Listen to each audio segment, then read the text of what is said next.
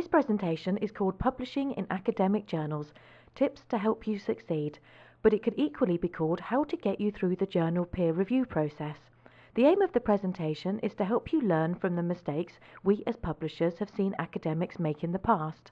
It is not really designed to teach you how to write a paper, but instead to offer you advice on presenting your paper in the best possible light, choosing the correct journal to send it to, and then tailoring your article to your chosen journal.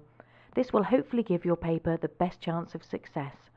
Towards the end of the presentation, we will give you our top 10 reasons why papers get rejected, and hopefully by the time we get there, we will have told you how to avoid them. The journal publishing cycle and peer review process can be difficult to understand, so we will begin by trying to clarify this process for you. We will go on to discuss the importance of knowing who the audience for your paper is, then the equally important job of choosing the correct journal to send your paper to. Choosing the incorrect journal can delay your paper being published by up to 6 months or possibly longer, so it is best to choose the right one from the start. Next, we will cover assessing the best journal for your paper. This can be difficult, and the best journal might not be the best journal in your particular field. Preparing your manuscript well will certainly help you through the review process, so we will demonstrate how to avoid the common mistakes authors make. We will point out some general journal publishing protocols which crop up in the questions that we are asked regularly, such as plagiarism, submitting the same paper to 2 different journals, and other queries. Finally, we will tell you the top 10 reasons why journal manuscripts are rejected. These were given to us originally by Professor David Phillips of Oxford University. It was this top 10 that provided the catalyst for this presentation some 10 years ago. To finish, we will examine what to do if your paper is rejected. Do look out for the top tips. If you only take away one thing from each slide, that is your top tip. To begin, let's examine the journal publishing cycle. This is how academics generally work. They get an idea of what they want to write about. They then choose the journal they want to publish their article in. Hopefully they go and look at the journal in some detail before they actually write their article and look at past issues and papers. They produce a draft of their article, then get a critical friend, not just someone who will tell you the paper is good regardless, to look at it and critique it. After this, the author will then write a further draft. They will check the notes for contributors for the journal and make sure they adhere to the individual journal's submission guidelines. Then they submit it to the journal's editor, but only after it is a finished piece of work. After the editor receives the manuscript, he or she may well reject the paper without sending it out for peer review. Authors often fail to appreciate this and can get annoyed because their paper hasn't been reviewed. However, many of the top journals may only accept as little as 5% of the papers which are sent to them, and although we know there is a lot of debate about this, we think it is best that the editor says no at this stage, as this could save you a lot of time in the future. If the paper does go out for peer review, the process can take 6 months and then be rejected. Out of every 100 manuscripts that come into an editor, only about 30 will get published. So in our list of journals, you could argue that 70% of papers are rejected. They might go back into the system again with another journal or keep going round and round the review process. So you should accept that some of your papers are likely to be rejected at some point in your career. With the basics of the publishing cycle and the review process out of the way, let's move on to considering writing your paper. You should always start by deciding who you are really writing for. This is equally true for books as well as journal articles. Most journals are read by researchers, and a paper should appeal to an international readership. Now that nearly all journals are online, they can be read in virtually every country in the world. However, it may be that your article is relevant mainly to a national audience, and you want to write in quite a specific way for that group of readers, in which case a national journal would provide a better chance of getting published. If you are a practitioner, consider if the readership for your article will be fellow practitioners or if you are aiming at a research audience. This will affect which journal you choose to submit to.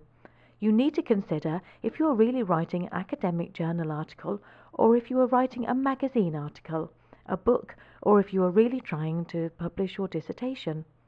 You may be wondering if you should send your completed PhD thesis to a journal to be published. This may seem obvious, But we recently had a young student send his PhD thesis to us in August, saying, "My tutor tells me I need to publish my thesis as a paper in a well-respected journal, and I need it published by Christmas." So obviously neither the tutor nor the student had sound knowledge of journal protocol or the peer review process. Writing book reviews is often a good way to start academic writing. Many top researchers do not really want to write book reviews because it doesn't count towards their research assessment exercise. But if you're a new academic, it's a good place to start. Contact the book reviewer of the journal and offer your services as a reviewer. They will likely be very keen to employ your services. So you have a publishable paper and it conforms to what a journal article looks like. Your next decision is whether to write for a specific journal or write your article and then panic. We sense around 70% of authors write their article and then look for a journal to match it. And the other 30% choose a specific journal and really aim to get their article into that journal. Our advice is to be part of that 30%. Write for a specific journal. We think you have a much better chance of being accepted. Choosing the correct journal to submit your paper to is the most important decision you have to make. Get it right and the whole peer review process can be much easier. There is no excuse now for not knowing what is in a journal, as nearly every publication has a website.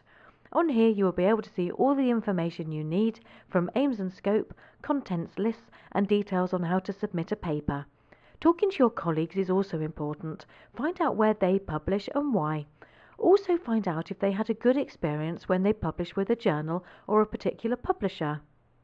When choosing a journal, you can choose a generalist journal which has papers on a wide range of topics from around the world, or a niche journal. It's difficult to say which one is right for you, but by looking at the individual journal, you should get a feel for what's right for your paper. Every journal has an aims and scope statement telling you what the journal is about and what the editors look for, and we always encourage our editors to change them as the journal changes. Reading the aims and scope is very important to any journal you are going to submit to. You really need to know what's going on in that journal, and hopefully the aims and scope will tell you that. Reviewers are often difficult to find and in general don't get paid, so editors prefer not to send them papers that in the editor's opinion will not make it through to publication. If a paper gets through this initial screening stage, it will go to reviewers who are anonymous. Reviewers will not know who the author is, and authors will not be told who the reviewers for their paper are. Different journals have different methods of reviewing. On some journals, the editorial board sit as a panel and discuss all the papers. More commonly, journals will send each paper to 2 or 3 academics who are knowledgeable in subjects relevant to the article, who will review it and then provide written feedback to the editor with a recommendation. Of course, 2 reviewers maybe have different views on the same paper, so sometimes the editor will need to send the article to a 3rd reviewer. Once the editor has received the views of the reviewers, he or she will respond to the author with a decision. The decision may be to accept the paper straight away, but that doesn't happen very often. More commonly, the recommendation provided by the reviewer is that the paper requires minor amendments, which the author then makes and resubmits. If the reviewer's comments are taken into consideration and necessary changes made, these papers are then most often accepted for publication. When the reviewer suggests that a paper needs major amendments for it to be publishable, it is often difficult to know what to do next. Some authors make all these major amendments, send their paper back, and it still gets rejected. So if you get major amendments as a reply from the editor, we suggest that you check whether you would be better to submit your article to another journal rather than making the amendments, going back through the review process and still getting rejected. Most editors will be willing to advise you. The reviewer's feedback that goes to the author is usually amended by the editor. If you have to resubmit your paper, it generally goes back to the same reviewers. After all the amendments are made and the paper is accepted, it is sent to the publisher, who will send you a proof of your article as a final check, after which your article is eventually published. Remember, you are joining in a conversation with people in this journal. Make sure you have something to say, and make sure that what you have to say links in with the journal you're writing for. Always try to choose the best journal for your article. which may not always be the best journal in the field. The best journal is often the one that accepts your paper. Some publishers put their readership usage on their website. Looking at the top cited or downloaded papers can give you some idea of what subjects are popular in the journal. You have to establish if it is important to you that you are publishing in a top international journal and that the journal is peer-reviewed. Most academic journals are peer-reviewed, but there's no harm asking the editor if it is peer-reviewed and how long the review process might take. How long will your paper be in that peer review process? It is worth checking who the journal editor is, who is on the international board, and who publishes in the journal. Would your paper fit with the other papers in the journal? It's also useful to look at the Sherpa Romeo website. This website is UK government funded and based at the University of Nottingham. The site details every publisher's policy on whether you can put your paper in a university repository, what you can do with your paper before it's published and after it's published. It also can tell you about the publishers that will publish your article on an open access basis, or if you are obliged to pay to make your paper freely available. There are many databases that supposedly measure the quality of a journal. The best known and currently the most used is the Thomson Reuters Citation Database, which measures journals by their impact factor. You should be aware that not all journals are in this database. Other databases include the European Reference Index for the Humanities, the International Bibliography of the Social Sciences, and the Australian Research Council's ERA listings. It is well worth looking at these as well as they are calculated differently and can include different journals than the Thomson Reuters version. Most journals are available in print and online versions, but it is worth checking as not all journals are online yet. You may want to publish with a major publisher, learned society or association. If you do, you know they are doing their best to promote your paper. Some editors may not even respond to you if you send an abstract of your paper to them, whilst others think it is good to see one. It is worth trying to find out if the editor will look at one, as it could save you a lot of time. We will try to explain the Thomson Reuters Citation Index and the impact factor, as well as how an impact factor is calculated. The impact factor is the measure of quality generated by Thomson Reuters and published in an annual report called the Journal Citation Report. The impact factor is calculated by dividing the number of citations received in a year to those papers published in the preceding 2 years by the number of articles published in the same preceding 2 years. Taylor and Francis has successfully lobbied for a 5-year impact factor rather than this 2-year impact factor, because we feel that 5 years is a better reflection of a journal's quality, especially in the social sciences where papers often take longer to be cited. In philosophy, for example, a paper often doesn't begin to get established in the current literature in the field for about 10 years, so it's rather strange to measure something in its first 2 years of publication. But obviously in subjects such as medicine and physics, where papers are cited quickly, the 2-year impact factor works well. To find out if the journal you are interested in publishing has an impact factor, take a look at the journal's website, which would say if the journal is indexed, and if so, what its impact factor is. Remember, a journal will only have an impact factor if it is covered in one of Thomson Reuters' databases. As we keep saying, check the aims and scope of the journal to ensure your paper fits with what the journal is trying to achieve. Always be aware of the maximum number of words a paper should be. If they say that they will only accept papers with a maximum of 6,000 words and you send 12,000 words, you are very likely to get rejected straight away, or at least get the paper sent back asking you to reduce this by half. Some journals do take shorter articles of say 1,500 words on a topic, often as research notes. Some don't. Do not submit such shorter articles to a journal that doesn't take them. Check first. Always check any submission guidelines, often called notes for contributors or instructions for authors, the journal may have. Follow these guidelines to the letter and try to get it right first time. If the journal uses an electronic submission and peer review system, such as ScholarOne manuscripts, make sure you use it. You may think that the editor of the journal is the main powerhouse for the journal and makes all the key decisions, but that is not always true. It's often the editorial assistant who works for the editor that holds the key to success. To annoy them by getting your paper submission wrong can also influence their decision with the editor. It generally impresses the editor and referees if you quote references from previously published papers in the journal. It shows the editor that you have read other papers in the journal, it shows the reviewers that you know about the journal, and of course it gives the journal another citation which can add to their impact factor. A badly prepared manuscript, scruffily presented with references missing, will not create a good impression. The research in it might be good, but many good papers are rejected because of poor presentation. Again, we keep going back to the same points. Read the notes for contributors and follow any style guidelines. This makes it look like you have written that paper for that specific journal. Writing an abstract is an art. It really should be in the third person, but some journals do allow it to be in the singular. You often see papers where the abstract, the introduction, and the conclusions are all virtually the same. Try hard to make them different. Do not put references in abstracts, as they are often lifted out and used to put into abstracting and indexing databases. Ensure the references cited in the text appear in the bibliography at the end of the paper. Authors often forget to do this. Any acronyms you use should be expanded.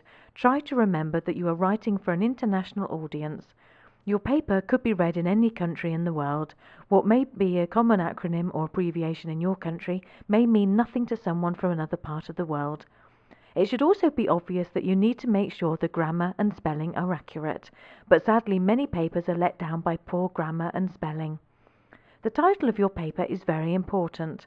With so many academics searching for research online, you want to make sure that your paper can be easily found by a researcher using an online search engine. The first opportunity for an academic to see your paper might be when it's sent around by the various email content alerting services. So if your title is called "You Can't See the Wood for the Trees," you will get a lot of hits in forestry, but not in the subject area you're writing in. If you are asked to supply keywords as indexing terms, please do so. Many journals will have a list of recommended keywords to use. Editors often receive papers where there are tables or figures missing. This does give a poor impression, so make sure everything is included in the final version you submit. If your paper contains photographs or pictures of paintings, you must make sure that you have the right to use them and that all the copyright issues are cleared. We can use multimedia files in our online journals, but it is best to check what formats and file sizes are acceptable. You really should ask a colleague to look at your paper before you submit it. They can often see errors you may have missed. If English isn't your first language, it may be worth asking a competent English speaker to read it or use one of many English language polishing services that are available. Now that everyone saves different versions of their paper, version 1.5 or 1.6 for example, it is easy to send the wrong version to the editor. Publishers can find this a real problem, so check carefully to ensure you send the correct and final version of your paper. Now for some publishing protocols. Plagiarism is to claim someone else's work as your own. It is unethical and can lead to legal action. It goes without saying that you should not plagiarize others' work. Neither should you include extracts or passages of previously published work in your paper without proper attribution or acknowledgement. Self-plagiarism is a subject that causes much debate. A good research paper should be completely original, and if you have sections of your previously published work in your paper, they should be properly attributed and referenced. Submitting a manuscript to more than one journal at a time is very tempting, especially when peer review can take some time. Academia is quite a small world, and that you will often find that the same paper is sent to the same reviewers, and you will get found out. If you are found out, it is likely that both journals will reject your paper. In effect, you will have wasted not only your own time, but also that of the editors and any reviewers, as your work can only be published in one journal. Plagiarism has always existed, but now with new software such as Crosscheck, publishers can check whether whole or parts of papers have been published before. Always mention and acknowledge anyone who has helped and worked on the paper. This will avoid any embarrassment at a later stage. Also mention any source of funding for your paper, as the various funding bodies that assess your paper do like to see if you have received any funding. Many publishers have websites where they offer help and services to authors, and the Taylor & Francis version is called our Author Services website, and the URL is given here. Here you will find lots of information about how to write an article and hear podcasts from some of our editors. It also gives information on copyright and what you can and cannot do with your paper after publication. Here are 10 reasons why papers are rejected, so avoiding them is certainly advisable. They were given to us by Professor David Phillips, who edited the Oxford Review of Education for over 25 years. We have discussed many of them on previous sections of this recording. Remember that your paper may be rejected for a number of reasons. It may not just be one. Number 1. Sent to the wrong journal, does not fit the journal's aims and scope, fails to engage with the issues addressed by the journal. Number 2. Not a proper journal article, i.e. too journalistic or clearly a thesis chapter or a consultancy report. Number 3. Too long, ignoring word limits for the particular journal, or too short. Number 4. Poor regard to the conventions of the journal, failure to consult notes for contributors or to conventions of academic writing generally. Number 5. Bad style, grammar, punctuation, poor English, not corrected by a native speaker. Number 6. Fails to say anything of significance, i.e. makes no new contribution to the subject or states the obvious at tedious length. Number 7. Not properly contextualized, e.g. concentrates on parochial interests and ignores the needs of an international or generally wider readership. Number 8. Poor theoretical framework, including references to relevant literature. Number 9. Scrappily presented and clearly not proofread. Number 10. Libelous, unethical, rude. Avoid these and your paper stands a much better chance of success. Having your paper rejected, especially for a first-time author, can be a traumatic experience, but a top tip is not to react straight away. Relax and take some time to consider the comments you have been sent. Getting into a long drawn-out debate with the editor is probably not worthwhile either, and is unlikely to change the editor's decision. However, you are within your rights to query anything that might not be clear, especially if the referee's comments are quite different or seem contradictory. If you do resubmit your paper to another journal, try to alter it according to the new journal's aims and scope and instructions for authors, taking special note of the reference style of the new journal. If you are asked to make major changes to your paper, you have a choice to make. Do you use the referee's comments and resubmit to that journal, or try your luck with another title?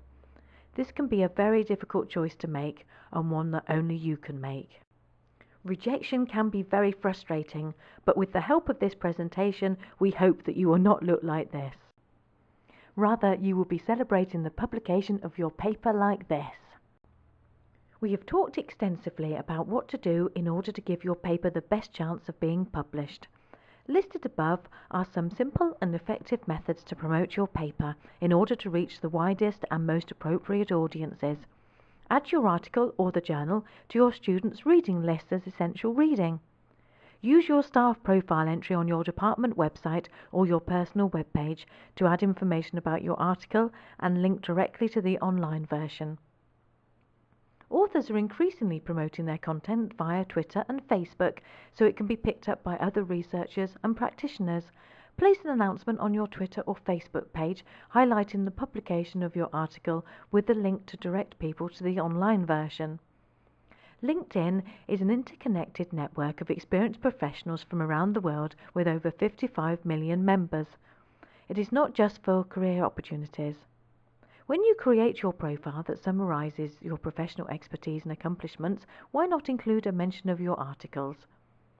Academics, researchers and practitioners are increasingly using social communities such as MyNet Research as a way of meeting and conversing with people who share the same research interests.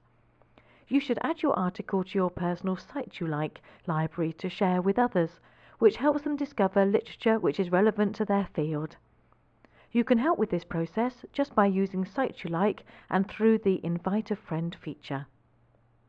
Post a short message to any discussion list you are a member of, letting people know that the journal's latest issue, which includes your article, is now available.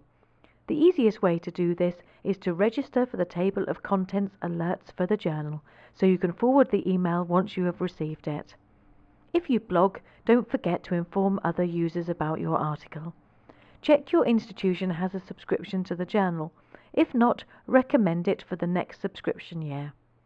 Encourage others to request a free sample copy from the free sample copy link on the journal homepage to introduce them to the work published in the journal. And lastly, but perhaps most importantly, use your email signature to tell people about your article. If you need further help or advice, please visit the Taylor & Francis Author Services website. The webpage URL is given here.